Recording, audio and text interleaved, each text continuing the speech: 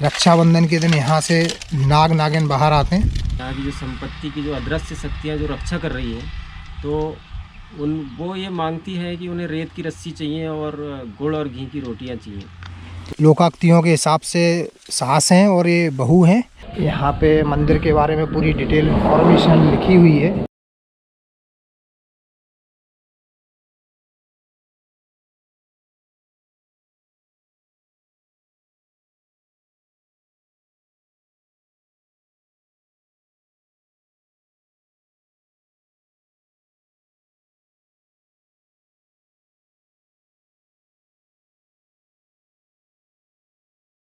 So guys, कैसे हो आप? फिर से एक एडवेंचरस सफ़र पे आपका स्वागत है।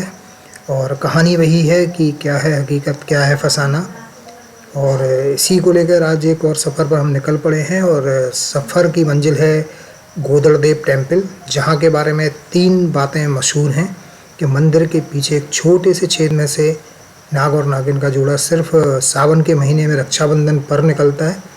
और वहाँ पर एक जगह से नागपुर की सुरंग जाती है।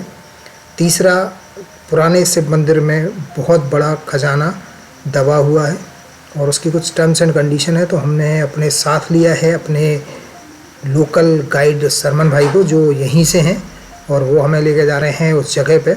थोड़ी सी ये ऑफ रोडिंग है बट एडवेंचरस है। और ऐसी जगह पे पहुंचने के लिए तो ये बहुत ही छोटी सी कीमत है जो हम कभी भी चुका सकते हैं। तो आप चलिए हमारे साथ।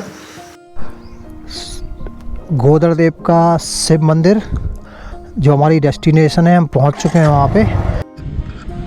तो आज की लोकेशन है गोदड़देव शिव मंदिर। ब्यूटीफुल पार्क हो चुकी है यहाँ पे।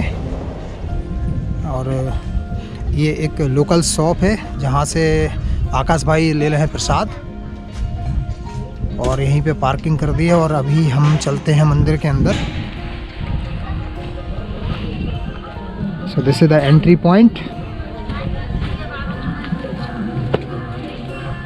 हम दर्शन करने वालों को पहले अलाउ करेंगे, वीडियो बनाने वालों को बाद में। किसी को दिखा रहे हैं? नहीं, ये शूट कर रहे थे। शूट कर रहे हैं। सो यहाँ पे मंदिर के बारे में पूरी डिटेल इंफॉर्मेशन लिखी हुई है। बेसिकली इन शॉर्ट यहाँ पे बताया गया है कि यादव राजा महादेव ने इस मंदिर को बनवाया हुआ था, जो कि विदर्भ से बिलोंग करते थे। और उन्होंने इस सारे सराउंडिंग में बहुत सारे मंदिर बनवाए थे। और जो हिमादपंथी शैली के नाम से इन मंदिरों को जाना जाता है, इसका निर्माण लगभग 13वीं शताब्दी के आसपास हुआ था। और ये भगवान शिव को समर्पित है। यहाँ मंदिर के बारे में बाकी सारी चीज़ें भी लिखी हुई हैं। और अभी मंदिर में से बहुत सारी चीज़ें टूट चुकी हैं, जिन्हें लोकल लोगों ने बहुत अच्छे तरीके से सहेजा हुआ है, उनको सही तरीके से रिनोवेशन करवाया उनका। और यहाँ पे एक पत्थर है जिस पे देवनागरी भाषा में कुछ लिखा गया है, जिसके बारे में बहुत सारी आगे की बातें मशहूर हैं जो हम आपको आगे बताएंगे। फ़िलहाल तो अभी मंदिर में चलते हैं आगे। सो ये सारी मंदिर के आसपास की चीज़ें हैं। और ये है मेन मंदिर का एंट्रेंस।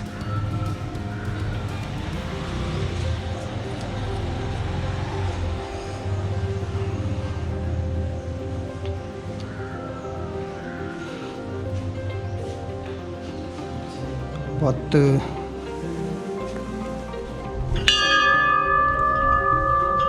ज़बरदस्त एंशिएंट कलाकारी यहाँ पे। और है मंदिर का एंट्रेंस गेट, एकदम से स्टडी सीधा, जैसे किसी सुरंग में जाने का रास्ता हो।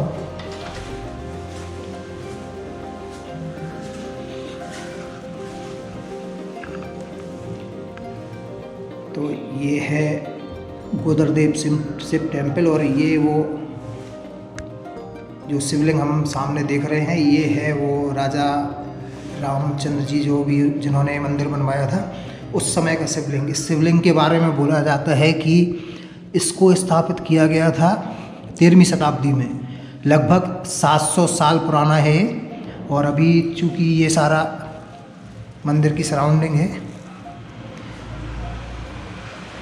और समय के साथ साथ यहाँ पे गर्भगृह जहाँ पे हम इस समय बैठे हुए हैं क्षतिग्रस्त हो गया था, जिसे लोकल लोगों ने रिनोवेट करके सही करवाया हुआ है। बट ये जो शंकर जी की पिंडी है ये उसी समय की है। तो मंदिर के पीछे वाले हिस्से की तरफ हम बढ़ रहे हैं। ये सारे मंदिर के टूटे हुए हिस्से पुराने।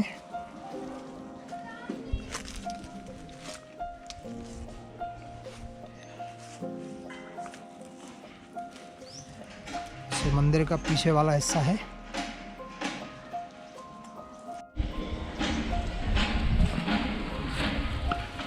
कंफर्म नहीं है बट यही वो जगह है जिसके बारे में लोग बोलते हैं कि रक्षाबंधन के दिन यहाँ से नाग नागिन बाहर आते हैं और सिर्फ रक्षाबंधन के दिन ही दिखाई देते हैं, सावन के महीने में। ये गोदड़देव मंदिर का पीछे का हिस्सा है और बोला जाता है इसी जगह से सिर्फ रक्षाबंधन के दिन नाग नागिन बाहर आते हैं, लोगों को दर्शन देते हैं। कितनी सच्चाई है इसके लिए इंतज़ार करना पड़ेगा रक्षाबंधन और सावन के महीने का। जहाँ के बारे में मशहूर है कि सुरंग नागपुर तक जाती है और अरबों का खजाना है। तो खजाने को तो इकट्ठा करने के लिए हम कोई बोरे या फिर चीज़ें लेके आए नहीं हैं, क्योंकि ऐसी हमारी मनोदशा भी नहीं है कि हम उस खजाने की तलाश करें। और सुरंग कैसी हालत में होगी ये हमें पता नहीं। बट जो 3 चीज़ें यहाँ के बारे में मशहूर हैं, उन तीनों चीज़ों को करीब से जानने के लिए हम यहाँ पे आए हुए हैं। ये लोकाक्तियों के हिसाब से सास हैं और ये बहू हैं, और उनके हिसाब से क्या है कि ये बहू अपने सास के ऊपर अत्याचार कर रहे हैं। तो ये मूर्ति उनके हिसाब से इस चीज़ का प्रतीक है कि अगर अपने बड़े बुजुर्गों के साथ आप अत्याचार करते हो या कुछ करते हो तो आपका सिर धड़ से इसी तरह कट के अलग हो जाएगा। ऐसा यहाँ पे लोकाक्ति हैं जो शर्मन भाई ने हमें बताया। तो अभी हम आगे चलते हैं। बाकी सराउंडिंग तो बहुत ज़बरदस्त है और शर्मन भाई हमारे साथ हैं और हमारे आकाश जी तो हैं ही हैं। मंदिर मूर्तियां हैं, टूटा हुआ है सारा स्थान लगभग। सो अभी हमारे गाइड कम कलीग शर्मन भाई हमें लेके आ गए यहाँ पे। तो किसी ज़माने में बहुत ही खूबसूरत स्थान रहा होगा। ये चारों खम्भे दिखाने के लिए काफ़ी है कि मंदिर कितना खूबसूरत होगा। तो अभी आगे चलते हैं। अभी ये बिल्कुल पूरी तरीके से टूट चुका है। यहाँ पे भी शंकर जी की ये एक पिंडी है।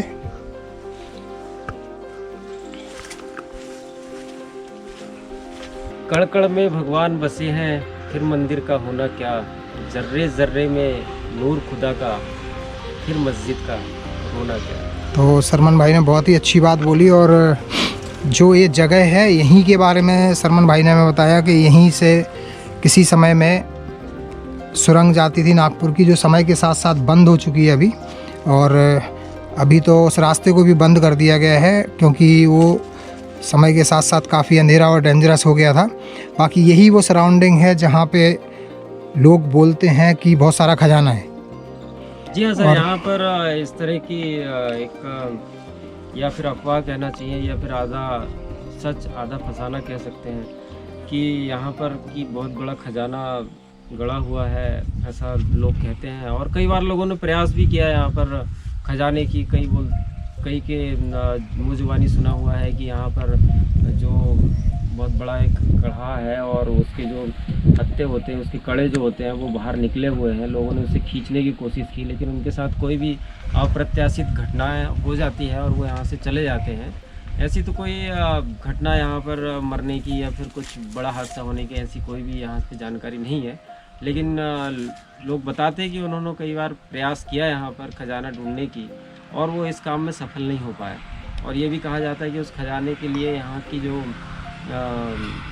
संपत्ति की जो अदृश्य शक्तियाँ जो रक्षा कर रही हैं, तो वो ये मांगती है कि उन्हें रेत की रस्सी चाहिए और गुड़ और घी की रोटियाँ चाहिए।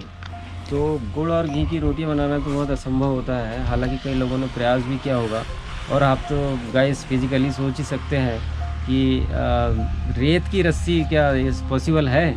बिल्कुल पॉसिबल नहीं है। तो ठीक है, जो लॉजिक है या फिर जो संदेश है अदृश्य शक्तियों का, उनका भी संदेश यही है कि यहाँ पर खजाना नहीं है।